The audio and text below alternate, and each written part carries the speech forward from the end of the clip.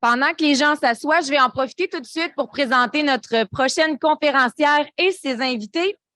Alors, on reçoit cet après-midi Madame Janie Houle. Oui, elle, je l'ai vue, je regarde les autres là, qui ne m'écoutent pas. J'essayais de mettre un peu de pression.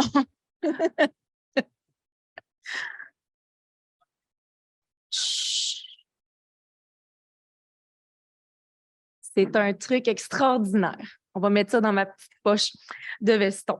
Alors, Madame Janie Houle, qui est psychologue communautaire, professeure au département de psychologie de l'UQAM et titulaire de la chaire de recherche sur la réduction des inégalités sociales de santé. Elle est accompagnée de 3 co-chercheurs, Caroline Adam, qui détient un doctorat en santé publique. Elle est professeure-chercheur en travail social au Cégep du Vieux-Montréal. Bonjour.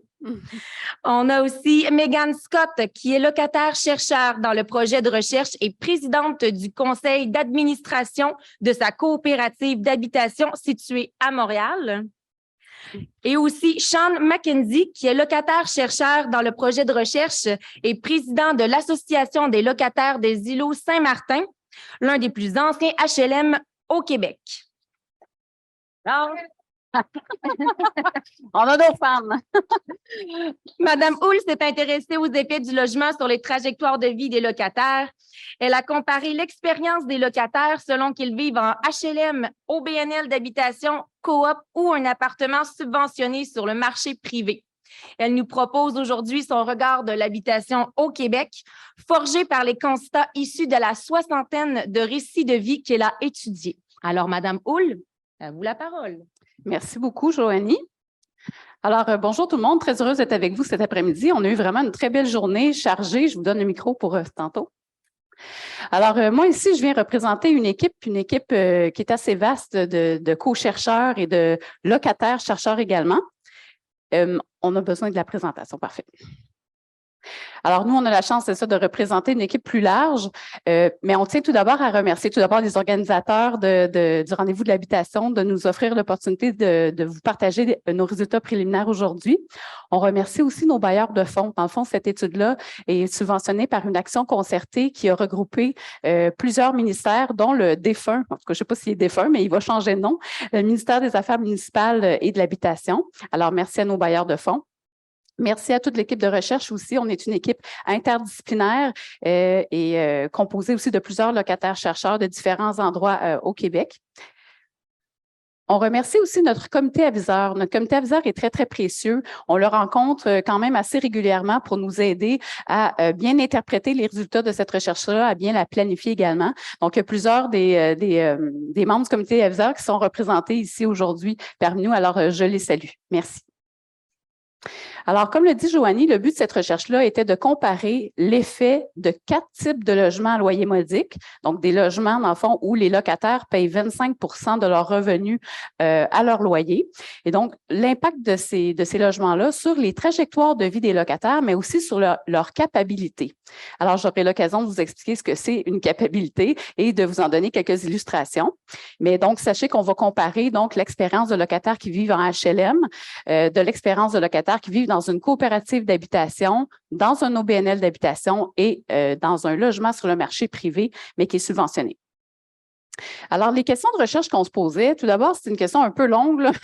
C'est comment, pour qui et dans quel contexte le logement social aide-t-il les personnes à s'engager dans une trajectoire de vie qu'elles valorisent et à laquelle elles aspirent? Donc, c'est ce qu'on appelle les capabilités.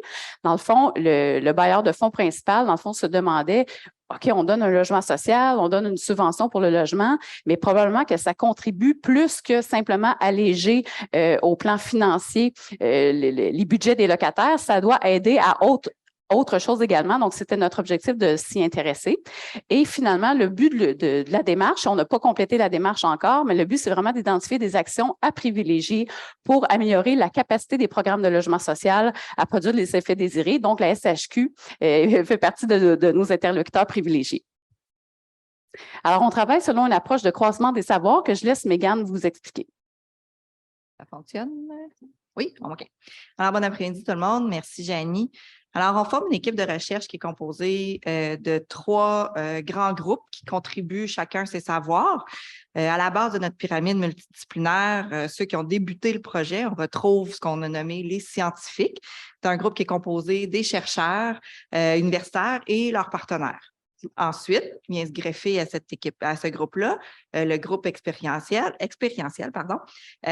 qui sont les locataires-chercheurs, duquel moi et Sean en fait partie. Et je vous expliquerai notre rôle dans quelques instants. Et ensuite, finalement, le groupe des professionnels qui sont un groupe d'intervenants, de gestionnaires du milieu qui touchent de près et d'un peu moins près le milieu du logement social. Notre rôle en tant que locataire-chercheur, c'est vraiment d'apporter, de partager nos connaissances du milieu, nos expériences, nos savoirs avec les scientifiques, avec notre groupe de scientifiques.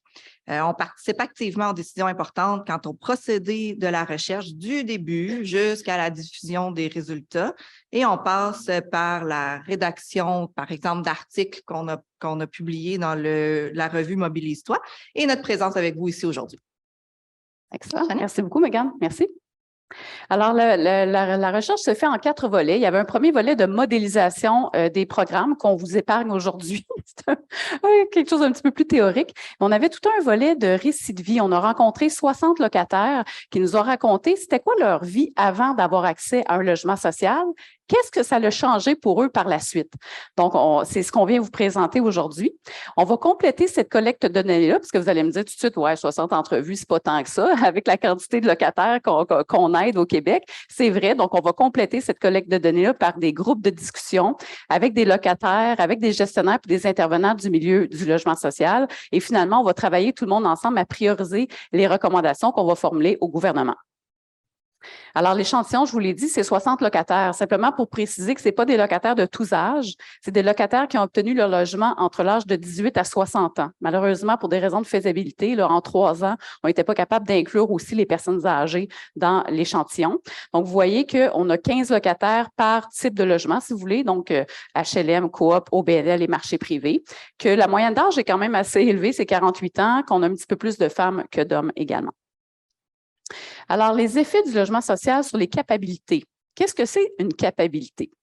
C'est un concept qui est émergé de travaux de Amartya Sen, qui est un prix Nobel d'économie, qui, lui, dans le fond, s'intéressait à la pauvreté, s'intéressait aux inégalités. Et il disait, dans le fond, ce qui est important, ce n'est pas tant ce qu'une personne a, c'est ce qu'elle est capable de faire. Alors, vous voyez sur l'image que nos 3 personnages, dans le fond, ont un peu un objectif commun, qui est de regarder le match de baseball. Malheureusement, ils ne sont pas tous aussi chanceux. Le personnage de jaune, malheureusement, il est situé dans le bas de la pente, là où la clôture est la plus haute. Alors, ce personnage-là, même si on lui donne un booster à la mesure des autres, la même chose que les autres, il ne sera pas capable d'atteindre son objectif de regarder le match de baseball. Et la jeune fille en rouge, dans le fond, elle va être capable, mais elle va trouver ça un petit peu rochant de passer 3 heures sur le bout des pieds comme ça. Donc, vous voyez que dans une perspective d'équité, c'est de donner à chaque personne ce que la personne a besoin pour atteindre ses objectifs. Bon, vous me direz, là, c'est quoi le lien avec le logement social? Justement, ce n'est pas ses capacités de regarder un match de baseball qu'on va regarder dans l'étude, mais c'est certaines capacités qui sont jugées essentielles au bien-être humain. Moi, je suis psychologue, on l'a dit. Donc, c'est là-dessus, c'est ma lunette. Donc, une de ces capacités-là, c'est la capacité d'être en santé. Est-ce que je suis capable de me procurer ce qui est nécessaire pour prendre soin de ma santé? Ensuite, l'intégrité physique. Est-ce que je suis capable de me sentir en sécurité dans mon logement, dans mon quartier? L'affiliation, est-ce que je suis capable d'entretenir des relations positives avec les autres? La capacité d'engagement, qui est une capacité très importante. Est-ce que je suis capable de m'engager dans des rôles sociaux qui sont valorisants, qui sont valorisés aussi socialement? Est-ce que j'ai des projets personnels qui donnent un sens à ma vie? Une autre capacité, c'est le contrôle sur l'environnement. Est-ce que je suis capable de participer aux décisions qui me concernent? Est-ce que j'ai la liberté de m'associer avec d'autres? Finalement, il y a 2 capacités qu'on n'aura pas le temps vraiment de regarder aujourd'hui les résultats par souci de temps. Le jeu. Le jeu, c'est important dans la vie pour être bien. Donc, avoir du loisir, des activités culturelles, des activités sportives. Et finalement, les autres espèces, on en a parlé un petit peu ce matin, la fameuse biophilie, l'importance d'être en contact avec la nature. Donc, ça aussi, c'est un besoin essentiel pour le bien-être humain. Donc, avant de vous présenter les résultats, vous allez voir, les résultats sont quand même pas mal nuancés. OK? C'est pas tout beau. c'est pas tout noir non plus, mais c'est que ça s'inscrit, dans le fond, la recherche s'est effectuée dans un contexte particulier, un contexte où, vous le savez, là, on manque d'une manière très importante de logements à loyer modique actuellement au Québec.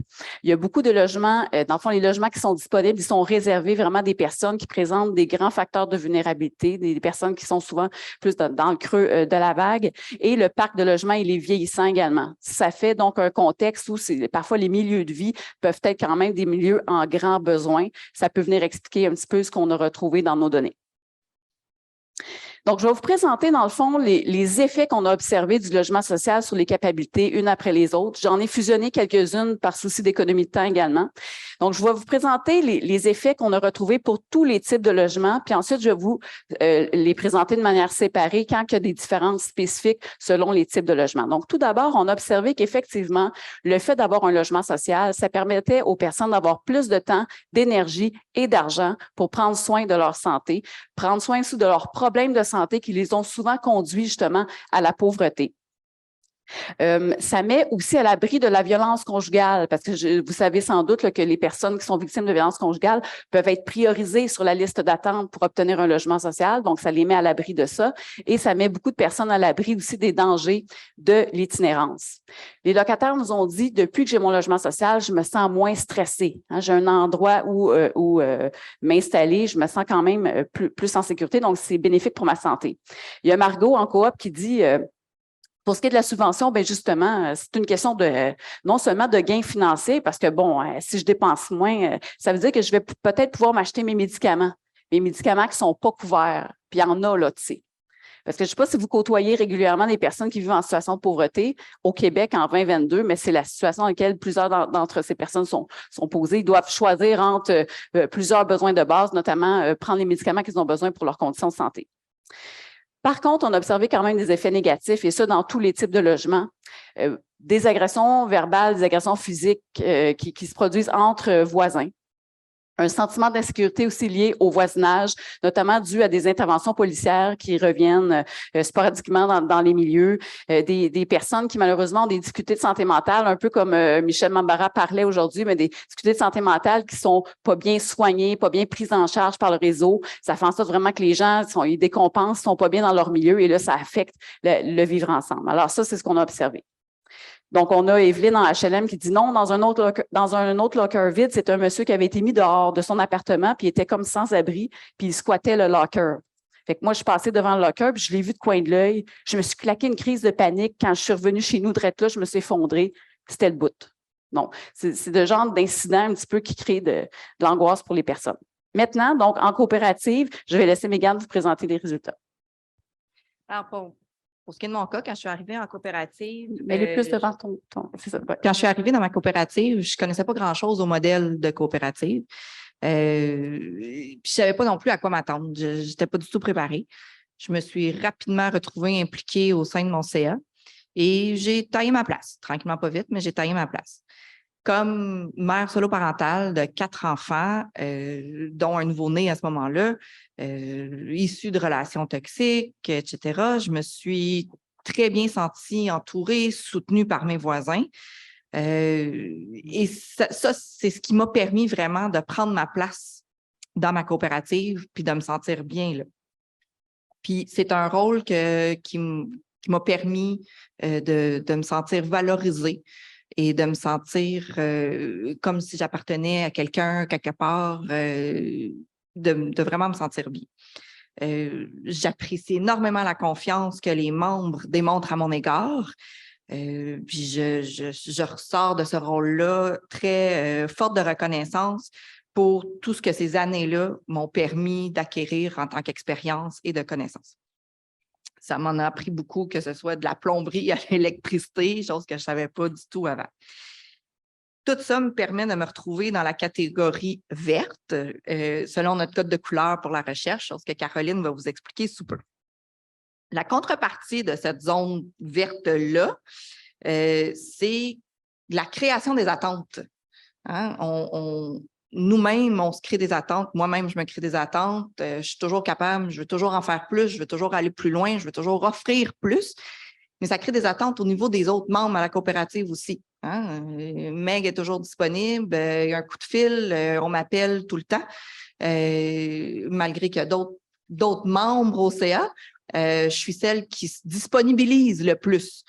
Hein, mais ça fait en sorte que même en vacances, un petit séjour de 24 heures, il faut que je filtre mes appels parce que je peux en recevoir des dizaines par jour. Et ça, au détriment de choquer les membres. Hein. Puis là, je reviens, puis il faut que je fasse du ménage, il faut que je fasse du patchage, il faut que je répare ça en m'excusant de m'être absentée pendant 24 heures. Fait que ça, la contrepartie de ça, je me retrouve en zone rouge. Caroline vous expliquera aussi ça plus tard. Mais c'est ça. Vous voyez, malgré toutes les bonnes intentions, hein, puis tout le positif que ça peut m'amener d'habiter en coopérative, il faut trouver des moyens de pallier aux effets négatifs. Merci beaucoup, Mégane, pour ton témoignage, ton apport. Alors, en OBNL, on a remarqué, dans le fond, dans l'échantillon de 15 personnes, il y avait 10 personnes qui vivaient dans des OBNL généralistes, dans le fond, sans vocation spécifique. Mais il y avait certaines personnes qui vivaient dans des OBNL à vocation particulière, avec des intervenants sur place, avec des projets de vie, et c'était souvent des hébergements plus temporaires, de 2 à 5 ans, ces personnes-là. Donc, ces personnes-là nous ont mentionné que le fait d'avoir accès à des intervenants sur place était très bénéfique au plan de leur santé. Par contre, plusieurs locataires ont mentionné, pas juste dans les OBNL à vocation spécifique, mais aussi à vocation généraliste, les problèmes d'infestation de punaises, coquerelles et rats. Donc, je n'entrerai pas dans le détail là-dessus parce que Sean pourra vous en parler mieux que moi dans quelques instants, mais simplement pour dire que c'est vraiment ressorti aussi en OBNL. Ensuite, sur le marché privé. Donc, sur le marché privé, c'est des gens qui vivent un peu partout dans la ville, puis dans le fond, c'est vraiment leur loyer là, qui est subventionné à 25 de leurs revenus. Ce qu'on a remarqué vraiment, c'était très saillant dans les données, un stress très, très important de ces locataires-là par rapport à la crainte d'éviction. Et le fait que les propriétaires souvent ne font pas les réparations, sont vraiment, on va y revenir, là, mais dans un rapport inégalitaire de pouvoir avec les propriétaires, ces propriétaires privés. On a une citation de Julia ici dans le PSL privé qui a dit je lui ai dit plusieurs fois à mon propriétaire, tu dois ranger la poignée de la porte. Ben un matin, je devais aller en dialyse, puis j'étais prise dans ma maison. Je pouvais pas ouvrir la porte. Alors j'ai eu peur, j'ai dit qu'est-ce que je vais faire? C'est des exemples qui nous ont été témoignés. Ensuite, donc, par rapport au HLM, on a remarqué effectivement des effets très, très négatifs sur la santé liés aux infestations. Et je cède la parole maintenant à Sean. Merci beaucoup et bonjour tout le monde et merci pour l'opportunité de vous parler aujourd'hui. Moi, je vais vous témoigner un peu de mon expérience personnelle et mon expérience comme chaisé sur un CA de l'Association des îlots Saint-Martin dans le sud-ouest de Montréal pendant les dernières 7 ans. Premièrement comme vice-président et maintenant comme président de l'association locataire. Et aussi d'avoir chaisé sur le CCR de l'OMHM de Montréal. On a pu voir aussi les effets personnels et les effets de nos locataires en HLM et autres typologies aussi de logements sociaux. Malgré les efforts de tous les actifs et des organismes communautaires, l'Office municipal et tout leur personnel. On voit que les effets sur la santé mentale qui peuvent arriver dans les infestations, ils sont majeurs. Et une personne peut endurer des traitements pendant 3 à 6 mois de temps par logement, à vivre dans des sacs, tout le linge, tous les biens dans des sacs de poubelle, des sacs de plastique pendant une très longue durée.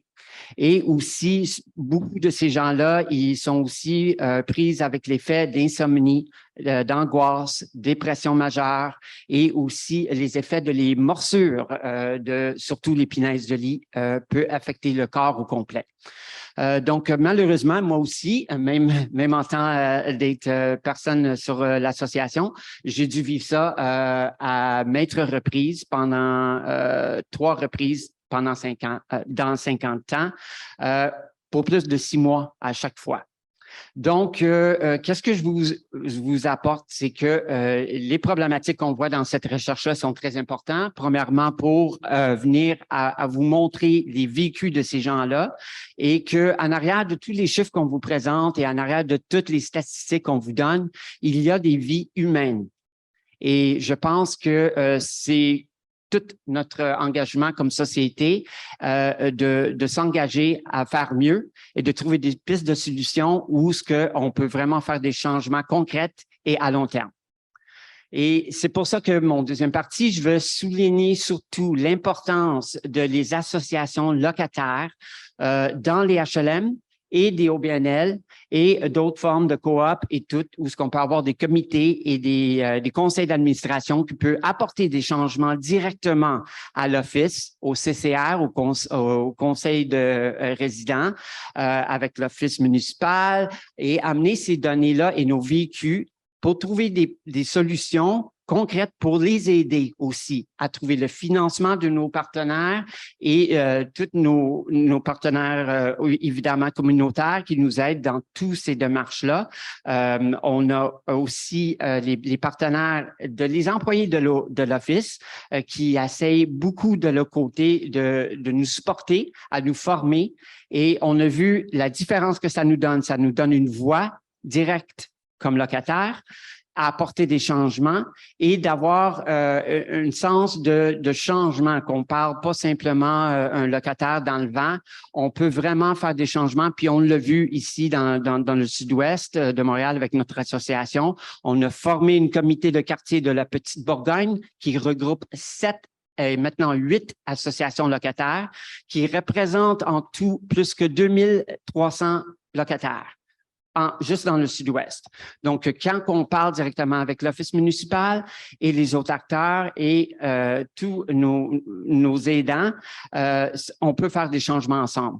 Donc, je veux vraiment féliciter l'Office, le SHQ et tous ces gens-là qui présentement nous fournissent la capacité de se former des associations, mais je veux souligner aussi qu'on a besoin de faire plus et demander à nos élus d'habitation fédérale et provinciale de continuer à lever le financement de ces programmes-là et de ces participants-là pour avoir une meilleure future de notre système et de notre collectivité. Donc, je vous remercie. Merci, Sean. Merci. Excellent. Merci beaucoup. Très éloquent. C'est l'avantage du croisement des savoirs. Moi, je sais pas, je pense qu'il y a beaucoup de personnes dans la salle qui n'ont jamais vécu en HLM, qui n'ont jamais vécu des infestations. C'est important de pouvoir côtoyer des personnes qui ont ce savoir-là. Donc, par rapport à l'affiliation et à l'engagement, je vais y aller rondement, mais le fait d'avoir un logement social, c'est bénéfique parce que ça procure une stabilité résidentielle et des économies qui vont favoriser l'engagement des personnes dans des projets personnels qui leur tiennent à cœur, notamment le retour à l'école, prendre soin de ses enfants. Donc, vraiment, ça va libérer de l'espace mental puis de l'espace dans la journée pour s'adonner à ces projets-là. En coopérative, les locataires nous ont mentionné par rapport à l'affiliation, notamment qu'ils appréciaient tout particulièrement la mixité sociale, le fait de pouvoir côtoyer des personnes de d'autres statuts socio-économiques. Ils trouvaient que c'était une force de ces environnements-là. Ils nous ont mentionné un peu comme Mégane que l'implication dans les communautés, ça donne vraiment un sentiment d'appartenance, ça permet aux personnes de sortir de l'isolement et ça leur procure toute une série d'apprentissages également. Donc ça, c'est des effets très bénéfiques. Par contre, les personnes dans les coops qui sont en situation vraiment de pauvreté et qui ont une subvention, parce que ce n'est pas tout le monde dans la coop qui a la subvention, parfois ils vont se sentir jugés par les personnes plus fortunées. Ils vont mentionner aussi des attentes un petit peu plus élevées à leur égard par rapport à la participation, des attentes trop élevées par rapport à leur capacité physique ou mentale. Et certaines vont rapporter malheureusement la formation de clics qui vont faire en sorte que certaines personnes vont être un petit peu plus exclues. En OBNL, on a vu comme des résultats un peu contrastés ou nuancés. Certains locataires disaient que le fait de vivre dans un OBNL qui était vraiment dédié à une clientèle spécifique, ça aidait parce qu'on se comprenait mutuellement, on était solidaires les uns des autres. Donc ça a été jugé favorable, puis ils rapportaient que les intervenants sur place étaient très aidants. Par contre, il y a d'autres locataires qui mentionnaient plutôt que le fait d'être vraiment désigné dans une habitation très particulière, soit pour des membres de famille monoparentales ou pour des personnes qui ont des problèmes de santé mentale, il y avait un effet un peu de stigmatisation autour de ça. Sur le marché privé, pas d'impact sur l'affiliation ou l'engagement autre que celui que j'ai mentionné pour tous les types de logements. Il y a Philippe ici qui dit « L'avantage que j'ai, c'est que j'ai personne dans mes jambes. » L'inconvénient, pareil, c'est que j'ai pas de social. Ouais, parce que quand il est le soir, avant de me coucher, il n'y a personne. À part si je fais FaceTime avec ma blonde, mais quand je ferme mon téléphone, il n'y a plus de FaceTime, je me ramasse tout seul, il n'y a pas de vie autour de moi. C'est moi qui dois faire la vie, là. Donc, on voit vraiment que l'avantage, puis on le voit aussi en HLM, c'est vraiment que c'est un milieu où il y a des activités, il y a des associations, il y a des occasions d'apprentissage pour créer du sentiment d'appartenance que la personne qui est tout seule dans son appartement PSL privé n'a pas. Par contre, en HLM, les locataires nous ont mentionné, en tout cas certains d'entre eux, qui évitaient un peu les contacts avec les voisins parce que par crainte de créer des problèmes, qu'il y avait aussi la formation d'un clic, un peu comme ça a été mentionné en coop. Et encore une fois, les infestations, ça nuit énormément à l'engagement. Imaginez-vous, là, quand ça fait 4-5 mois que vous êtes pogné avec des punaises chez vous, vous n'osez plus sortir, vous n'osez plus fréquenter personne d'autre de peur de contaminer votre entourage. Donc, c'est effrayant l'impact que ça a. Par rapport au contrôle sur l'environnement, donc, première des choses, le fait d'avoir un logement pour tout le monde, un logement social comme ça donne une stabilité résidentielle. Donc, tu as un contrôle sur le fait que tu as un loyer, tu as un logement quelconque. Donc, ça, c'est bénéfique. Dans le milieu coopératif, on a observé énormément d'opportunités d'exercer du contrôle. Les locataires dans les coops, ils peuvent choisir leurs voisins, ils peuvent choisir les règlements, ils peuvent choisir toutes sortes de choses et ils se développent même une identité de gestionnaire ou de propriétaire. En OBNL, encore une fois, la présence des intervenants a été identifiée comme étant positif pour exercer plus de contrôle sur leur environnement. Par contre, les suivis imposés, la surveillance est trouvée un petit peu lourd pour certaines personnes. Le fait que parfois ces hébergements-là sont temporaires, hein, je vous ai dit, il y a certaines personnes qui étaient juste de 2 à 5 ans, ça crée énormément d'inquiétude chez ces gens-là parce qu'ils ont très peur de ne pas être capables de se reloger par la suite. Alors ça, c'est quelque chose qui est vraiment négatif et des rapports de pouvoir inégalitaires avec les intervenants. Sur le marché privé, alors là, vraiment très problématique au plan du contrôle de l'environnement. Beaucoup de contraintes dans le choix du logement. Donc, les paramètres sont tellement serrés qu'on ne peut pas choisir n'importe quel logement. Et des fois, même pour une question de 5 $ par mois, on ne peut pas avoir le logement qu'on aurait souhaité. Pas de pouvoir sur les rénaux, pas de pouvoir sur l'entretien, pas vraiment de possibilité de déménager. Puis, encore une fois, des rapports inégalitaires avec les propriétaires. Donc, ça, c'est des choses peut-être à corriger dans l'avenir. Ici, je ne peux pas trop lire la citation parce qu'il y a ma face qui Ah, merci. Alors, si tu te plains, tu dis, OK, est-ce qu'on peut m'enlever la subvention? Est-ce que c'est un droit ou est-ce que c'est un privilège? Je vois d'autres gens qui payent cher le loyer. Moi, je ne paye pas cher. Fait qu'il faut que je l'accepte, tu comprends? C'est tout ça. Tu ne sens pas que c'est ton droit. Non, non, non. Surtout parce que moi, quand j'ai fait la demande, j'ai attendu 8 ans. Tu te dis, écoute, si je pars de cet appartement-là, combien d'années il faut que j'attende pour en avoir un autre? Et les gens qui ont la subvention, puis tout ça, ils se taisent à cause, on n'a pas d'autre choix, il faut qu'on accepte la situation. Vous voyez, ça, c'est des expériences des locataires sur le marché privé. Et finalement, donc, le HLM, effectivement, encore une fois, grâce à la présence des assos, puis je pense que Sean l'a dit de manière éloquente, ça permet vraiment d'exercer un certain contrôle sur des activités, de se faire entendre auprès du conseil d'administration, dans le CCR. Donc, ça, c'est très bénéfique. Par contre, il y a le sentiment de ne pas avoir de ne pas savoir quoi? Il faudrait aussi encore me tasser, merci. De ne pas avoir d'autres choix. Oui, c'est ça. Les gens, ils disent, dans le fond, moi, je suis arrivée en HLM, mais je veux dire, c'est pas mon choix de vie, là. Quand j'étais jeune, j'aspirais pas nécessairement à vivre ma vie en HLM, mais c'est l'option que j'ai et les possibilités de déménager sont assez limitées.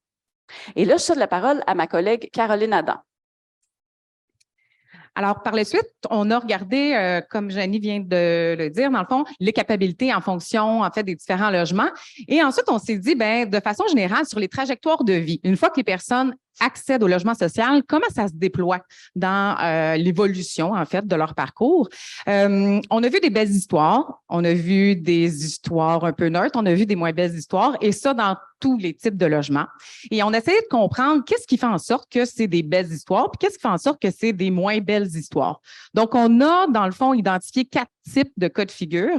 Donc, et on a donné des couleurs parce qu'on trouvait que c'était beau. Donc, il y a le cas de figure vert, le cas de figure jaune, rouge et mauve. Donc, le cas de figure vert, évidemment, ce sont les belles histoires. En fait, qu'est-ce qui se passe?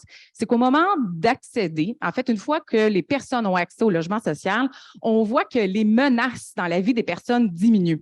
Une menace, en fait, c'est la probabilité qu'un événement perturbateur survienne dans la vie des individus pour lesquels les gens vont devoir déployer des actions pour soit éviter la menace, soit s'en protéger.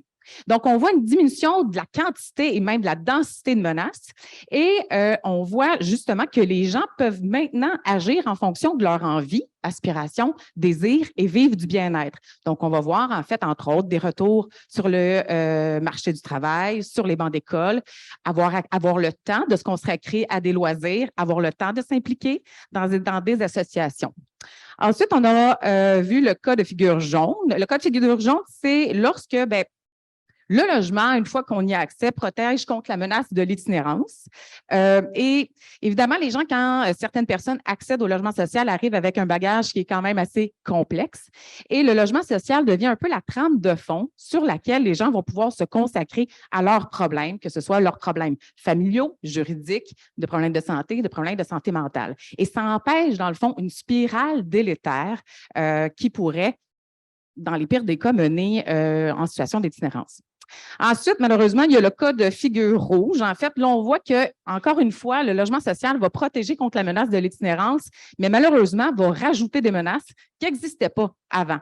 Et évidemment, on va y revenir, mais ces menaces-là sont souvent liées, en fait, aux problèmes de manifestation qui mobilisent énormément de temps et d'énergie de la part des locataires. Donc, ce qu'on voit, c'est que les gens n'ont pas nécessairement une diminution des menaces, mais ont, en plus de ce qui se passait préalablement dans leur vie, doivent déployer de nouvelles actions pour faire face à de nouvelles menaces, ce qui limite de façon considérable l'amélioration, en fait, de leur qualité de vie. Et finalement, on a le cas de figure mauve, qui est une sorte de mélange entre le cas de figure vert et le cas de figure rouge. C'est lorsque, dans le fond, une fois que les gens accèdent au logement social, ça libère de l'espace d'action pour pouvoir se consacrer à des activités qui nous tiennent à cœur. Mais malheureusement, on voit de façon concomitante de nouvelles menaces qui n'étaient pas là avant d'avoir accès au logement social. Quand je vous parle de menaces, en fait, il y a des menaces qui sont préalables à l'accès au logement social. On a essayé, dans le fond, de repérer les menaces les plus communes chez les 60 participants. Il y a évidemment la situation d'itinérance ou d'instabilité résidentielle. Ça, on le voit notamment dans le nombre de déménagements. Une fois que les personnes arrivent en logement social, on voit la quantité la fréquence des déménagements diminuer, et c'est pas anodin. Les gens, lorsqu'ils doivent déménager, ça mobilise de l'argent, ça nous mobilise du temps et ça fait en sorte que ces personnes-là n'ont pas le temps de s'occuper à faire autre chose qu'à changer et ou trouver un domicile. On voit aussi la menace de l'insécurité alimentaire qui diminue une fois que le logement est accessible. L'insécurité alimentaire va souvent main dans la main avec les problèmes de logement. Sur le marché privé, on le sait, il y a une part importante du revenu des ménages à faible revenu qui vont au logement. Et l'alimentation devient évidemment la seule donnée compréhensible dans le budget. Et des familles doivent, entre autres, baisser ou vraiment contraindre leur facture alimentaire et même sauter des repas. Donc, également, en fait, on en a parlé tout à l'heure, puis même ce matin, il y a la violence conjugale. Souvent, en fait, l'accès à un logement social devient la porte de sortie. Certaines femmes en situation de violence conjugale ont le choix entre l'itinérance ou rester dans leur situation de violence. Le logement social devient une porte de sortie importante, ce qui n'est vraiment pas négligé. Et finalement, on le voit, les problèmes de santé physique ou mentale, ils ne sont pas complètement, ils ne disparaissent pas à l'arrivée ou à l'accès à un logement social, mais certainement, les gens ont plus d'espace et même plus de temps et plus d'argent de s'y consacrer. Malheureusement, comme je vous parlais, il y a des menaces qui sont induites par le logement social et on a essayé encore là d'identifier parmi nos 60 participants quelles sortes de menaces étaient les plus fréquentes. Donc, on y revient, les infestations récurrentes de punaises, souris, coquerelles, rats. Par rapport à ça, les personnes qui sont en situation de verre vont vivre aussi à certains moments des situations d'infestation. Cependant, ce qui fait la différence, c'est qu'ils ont souvent des interlocuteurs et des leviers d'action vers qui se tourner et qui savent efficaces, ce qui va empêcher les situations de désespoir parce que vraiment, chez nos participants qui vivent des situations d'infestation récurrentes, comme le mentionnait Sean, vivent littéralement du désespoir. Ensuite, évidemment, par la configuration, disons, du logement social, dans certains immeubles, on voit une concentration des problèmes générés par la pauvreté et les défis du voisinage, ce qui implique des conflits, la peur de certains voisins. Certains vont développer des stratégies justement pour ne pas croiser certains voisins et certains vont être très anxieux des interventions policières qui se font à répétition. Également, autre menace induite par le logement social, on voit la carence dans l'entretien préventif des immeubles et la vétusté des logements, ce qui fait en sorte qu'on va rencontrer des problèmes de moisissure néfastes pour la santé. On va voir des problèmes de sécurité, notamment avec, par exemple, des portes d'entrée brisées, l'impossibilité de barrer son logement. Les problèmes d'isolation qui vont faire en sorte que les gens ne vont pas être en mesure de se chauffer adéquatement et finalement les problèmes d'insonorisation qui vont alimenter les conflits de voisinage. Ensuite, évidemment, un cas particulier, je pense que Jenny aussi l'a mentionné, mais vraiment, entre autres, sur le marché privé, en fait, dans les PSL privés, lorsque la relation avec le propriétaire est négative, on voit que c'est très envahissant pour ces locataires-là et ça devient effectivement une situation à gérer de façon constante. On est bon.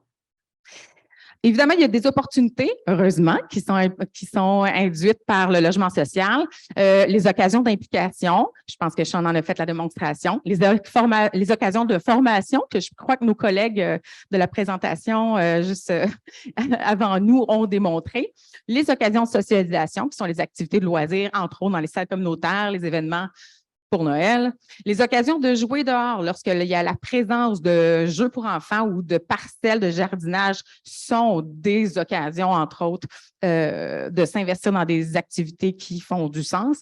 Et finalement, l'allègement de la pauvreté qui permet de se consacrer à autre chose que gérer la pauvreté. Cependant, il faut comprendre que c'est un allègement.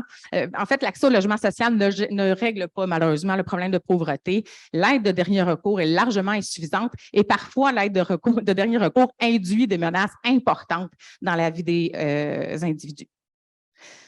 Des actions à privilégier pour générer du verre. En fait, générer du verre, qu'est-ce que ça veut dire? C'est baisser les menaces, ne pas en créer des nouvelles et donner des occasions d'améliorer ses qualités, ses conditions de vie. Donc, entre autres, bon, évidemment, traiter rapidement les infestations. Ça semble facile à dire, mais c'est ce qui est saillant dans la vie de nos participants. Et on a besoin pour eux des leviers d'action rapides et efficaces pour les locataires. Entretenir, réparer les logements, favoriser l'intersectorialité. En fait, ce qu'il faut comprendre, c'est que l'action logement social va vraiment avoir un effet positif sur la vie des gens, mais le logement social n'est pas suffisant. Les gens ont des besoins en lien avec leur santé, des problèmes juridiques, des problèmes familiaux.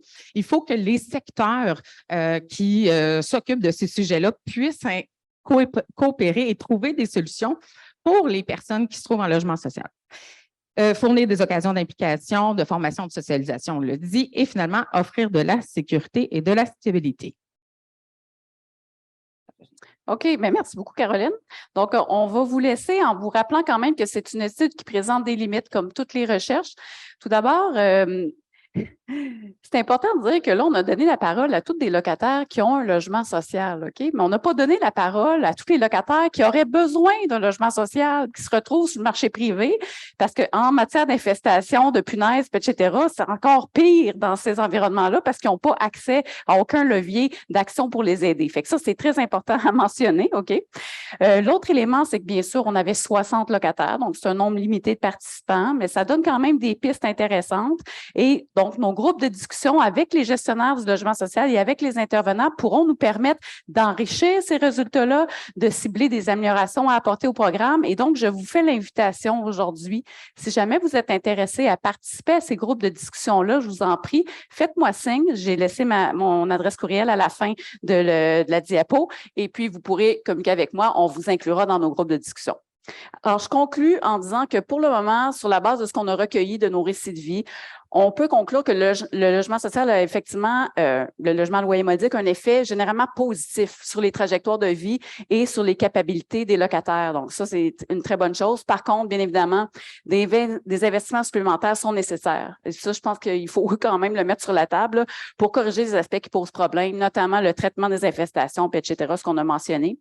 On a aussi constaté que le soutien communautaire en logement social est vraiment un ingrédient clé pour générer des effets bénéfiques. Par contre, on pense que c'est pas suffisant. C'est important que le réseau de la santé des services sociaux s'implique davantage et à travers des interventions de proximité dans les milieux de vie viennent vraiment aider les locataires qui ont des difficultés de santé physique et mentale particulières. Alors voilà, on vous remercie énormément de votre attention. Merci.